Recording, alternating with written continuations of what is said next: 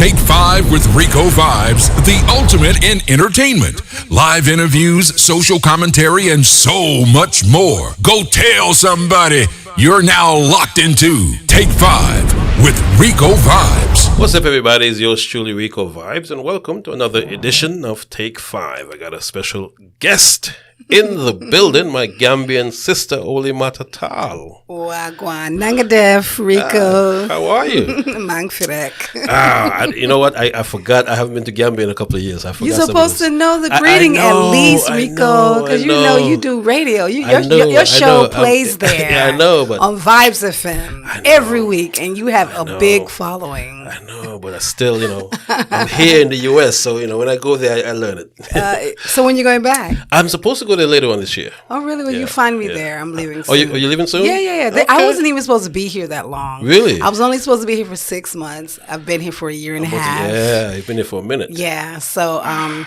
been trying to gather my mom's archives and take back to the Gambia and start a museum, a Pan-African museum library. In the Gambia? Skill center and lodging. So I've shipped most of her stuff. Mm-hmm.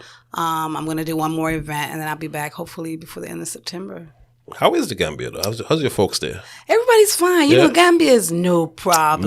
Mellow. You know what I'm saying? Mellow. Very slow. Yes. It's like Jamaica in the 80s. Yes. You know what I mean? Yes. So I just hope that, it continues to be that way. But, with the new president and, the young people, I hear they rounded up like 100 young people the other day. That's what I'm hearing.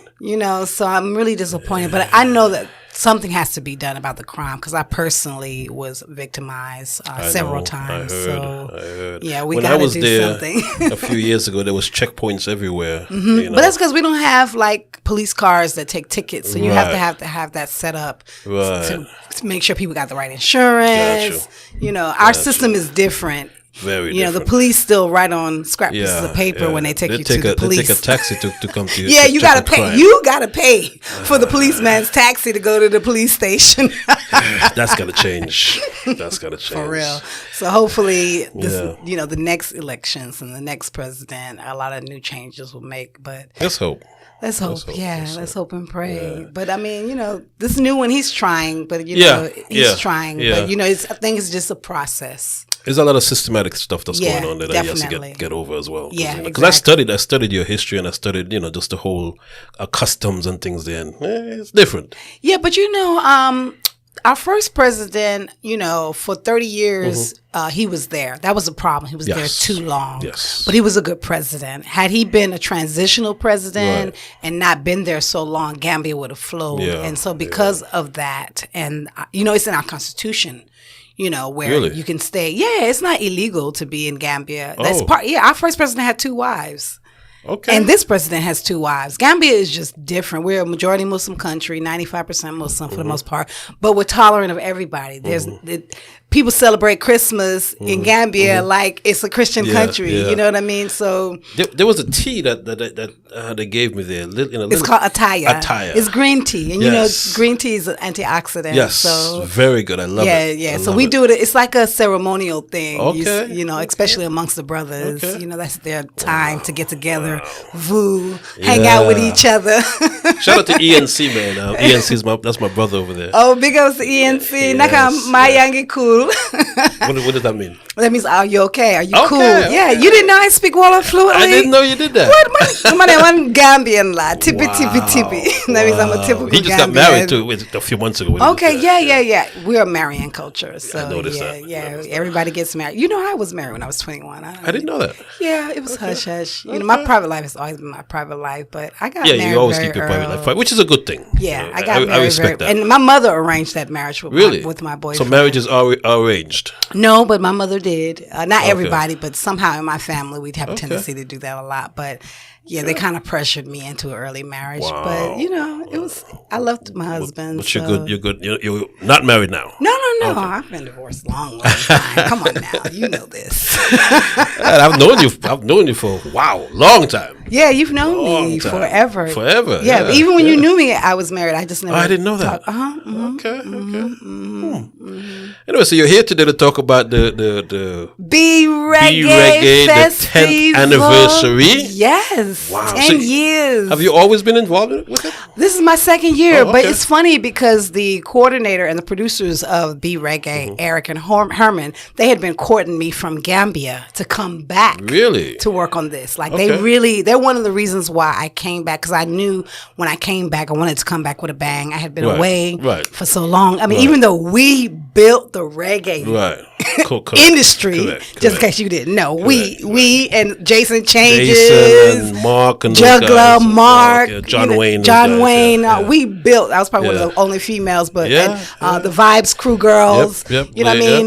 We course. helped build the reggae industry here in the Gambia. I mean, here, help me. I'm all over the place. You Here in in Atlanta. Right. But I think I kind of outgrew it with Caribbean Star and being a publicist for Mark and for all the other artists What when they about would to come Bill? here.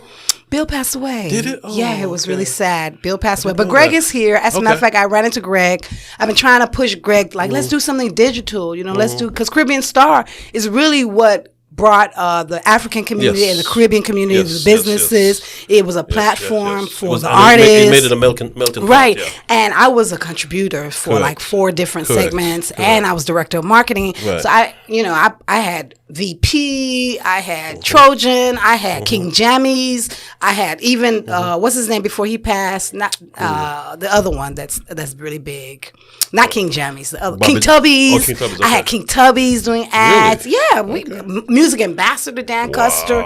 Yeah, so I was very intricate. VP. I was very intricate in the marketing aspect of reggae music, African Afrobeat. Lucky Doobie. Remember when we had Lucky Doobie here at Planet Q? Yes. You know, I did the PR for the Yusundura shows for Vivian. I even had Sons of Light opening up for Vivian. At that time, they didn't even know who Vivian or what West African music was like. Yeah. You know what I'm saying? So I've done a lot. I just, And then you spent some time in Jamaica as well. I lived in Jamaica. You lived in Jamaica. Yeah, I correct. lived in Jamaica for almost And like between 10 and you 15 years. What was it, IRIFM? IRIFM. I'm still working with IRIFM. you still are? Okay, yeah. okay. And I've done PR for Sizzla. I was Taurus Riley's first publicist, D Angel, Nesbeth. I mean, I can BET team. It's so much I've done. Because when I came to Jamaica, when I had my magazine, you were instrumental. Yes. In hooking me up with a bunch of different artists for Yes, interviews. I gave you all the phone numbers. I hooked you up with their phone number. But that's what Mark did to me. Yes. And so because Mark did that to me, and we were close, and I was like, you know what, this is my brother. forward. I'm gonna do the same thing. That. And Nordia,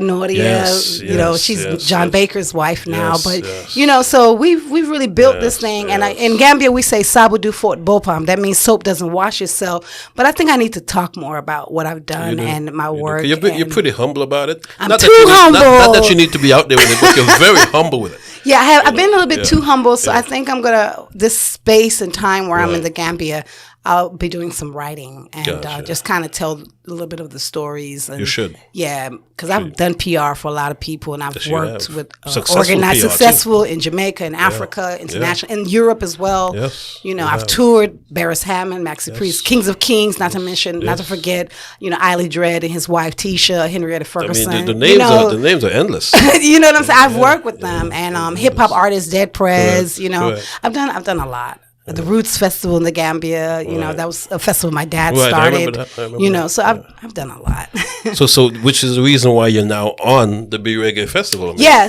So like I said, they sought me out, and I've been working with them since last year. I do bookings with them, and I also do the PR marketing. Okay. So last year we put CeeLo on, and we put Wayne Wonder and some other artists. And this year it's all about Third World. Yeah, Third World. What is it? Is it 50? Third World is what? 51 years, is it? They're 50 years. It's 50 years. Yeah, because we were doing an interview today, and he was like, he didn't know that he and hip hop were the same age. Wow, that was Cat Core. He was like, I didn't know that I was the same age with hip hop. I started listening to Third World in 1977, 78. But I think he was saying 73 is when they got started, and you know, and reggae's been around since like the 67, 65. When you look at Bob Marley and the Wailers, Jimmy Cliff, My Girl Lollipop, you know, Bunny Striker Lee, you know, reggae's, you know, Cox and Dodd, you know, so many of the producers, Absolutely. I hate naming names because then when you start naming names, then you don't want to leave anybody out. Then you right? don't leave, and then your brain is start like, who did you leave out? And I'm thinking, the twos. There's always two of them, Steely and Clevey. Correct. And what's the other one? Steely and Clevey, Mafia and Fluffy. No, there's some other ones though. With the dreads, I always work with Beanie Man. Shakespeare. Yeah, then Sly and Robbie. How could I be remiss? Sly and Robbie was just trying to get some people to be my PR. He was like, she's the best publicist in reggae. And I was like, Sly said that about me? I was like, he said that about me? Thank you, Mr. Harris. Mr. Harris gave me that info. That's what's up. So you also have Tanto Metro Devante. Tanto Metro Devante is going to be performing on Saturday. And of course, let's start out. On Friday is the Atlanta Experience. We got DJ Kizzy Rock, DJ Mars, and a slew of that whole Atlanta, scene. Homegrown home team hip hop, because we celebrate hip hop. You know what I mean? Yes, of course. I don't know, what do they call it now? Is it crunk? What is it? I don't know. There's so many different names. I don't know. Back in my day, it was booty shake. Yeah, I know. But some of the different names I don't even know. But my day, giving away my age, it was booty shake. Right. So we've got that whole scene from back in the day and the ATL vibe. And then Saturday is definitely still celebration of boom bap with the whole crew. And guess who we got? Boot Camp Click. So they're gonna be in the house. Looking forward to see them. Right. And they are legends of hip hop. You know what I mean. And then of course we'll have Tanto Metro that day, and it's just it's a slew. We're doing a tribute to Jason as well, because Jason is a major stalwart and helping to build the reggae industry here in Atlanta. Just the whole Caribbean diaspora. The whole Caribbean diaspora. John Wayne movements. Absolutely. I gotta look at Bojangles as well is going to be there. Bojangles is going to be there. Help me out here. DJ Ross Iman. Ross Frazier. Jr. It's going to be, help me out with my female band that's coming. I haven't looked at the flyers. Soul Rising, my all-female band is going to be in the house. And if you have not seen Soul Rising band perform, you're in for a treat. It's an all-female reggae band. And those girls are they based here in Atlanta? Oh, yeah. They're based in Atlanta. And those girls get down. That's what's up. They're a part of the B Reggae family, and we can't do a concert without having them part of it, because that's how they get down. Nice. So we're just telling everybody to come out. Of course, it's going to be tons of vendors. Yes. And it's a free event. It's a free event, and of course, there's going to be a self-care sanctuary for BIPOC women, Black Indigenous people of color. When we're dealing with healing, there's going to be massage therapists, all types of healers. If you need to get a reading, if you just want to go and meditate, if you just want to talk to somebody, they're going to be different booths. It's just going to be for the whole family, the children. It's family friendly. You don't have to worry about all the drama. Bring the kids, bring your queen, and leave your machine. Gotcha. So it starts at what time each day? Each day, Friday you can be there around from 4, really. They're going to be setting up from 4. And then every day is in the morning, 10, 11, all the way to the evening. And then it ends on Sunday at 11. Gotcha. So, so it's an all-day thing. Y'all just come, be ready. I was seeing something on the website, I think, or something about reserve tickets, or you can reserve sections or something like that. Yeah, so what we do is we have these VIP cabanas. You have to go to bereggae.com if you want a cabana. You want to be VIP side. In the reggae industry these days, cabana is like little section. Section, and so you have a catered bottle service, and all the things. Gotcha. How Jamaicans and the Caribbean man them like to roll. They like to do it big.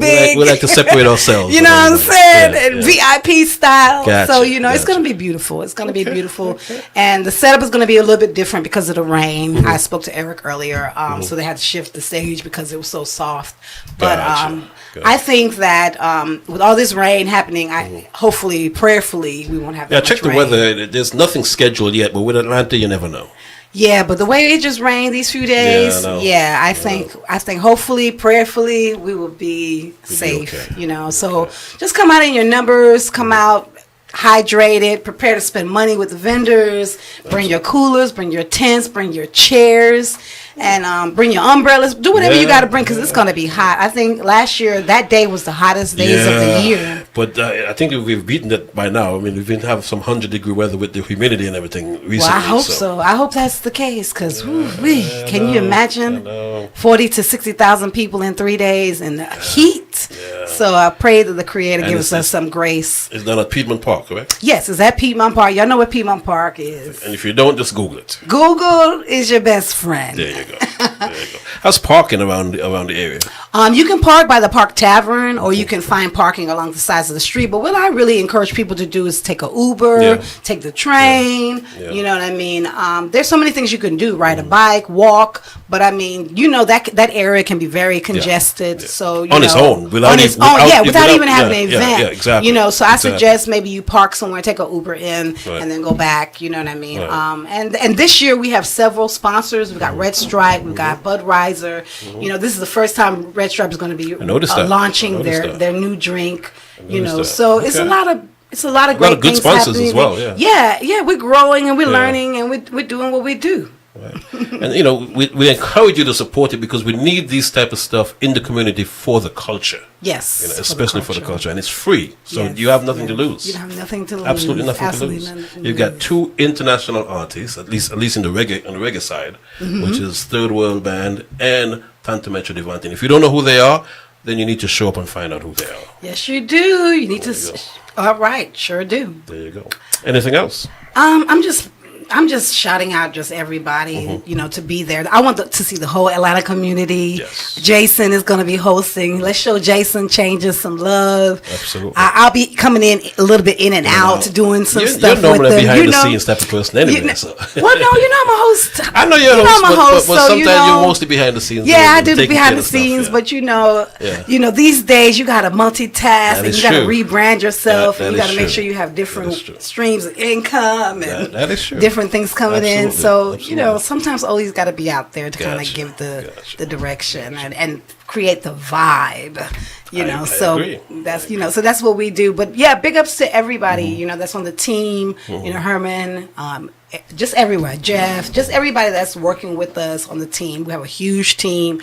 You cannot do this work by yourself. So teamwork makes the dream work. So I'd be remiss without calling a few of the names, but thank you to everyone. Dre, the Big Nick, if I don't call Dre's name, I know I will hear it. So big ups to Dre, the Big Nick. Got you. Before you go, I know Burna Boy just visited Sizzler at Judgment Yard. Yes. Have you spoken to Sizzler since then? I haven't spoken to Sizzler because he's been so busy and I've been so busy. But I spoke to Mr. Harris. Okay. And it was just a beautiful day. Absolutely. And then, of course, I saw it on Instagram. Yes. And you saw the Burna Boy brought cash. Yes. And Sizzler was giving hundreds of dollars away to all the members of the community. But that's Dada. That's how Dada stays. He's a very kind person. I remember we used to do our treats and Dada would cook for the whole community. Like he would cook soup, you know what I mean? He cooked chunks, he cooked ital stew and different things, giveaway stuff. So that's just who Kalanji is. He's like that. But I know they did some music together. Yes. And then Burna spoke about how the fact that Sizzler really is one of the people that motivated him and help inspire him. And you know, it's great to see these new legends and new giants rise up, but still give tribute and acknowledge to these other legends who have definitely paid an impact. And they don't have to. And they don't have to. He's a superstar. He's a superstar. You don't have to say, But it's like, I'll never forget, we were on tour in Paris, me, Sizzler, the whole Firehouse crew.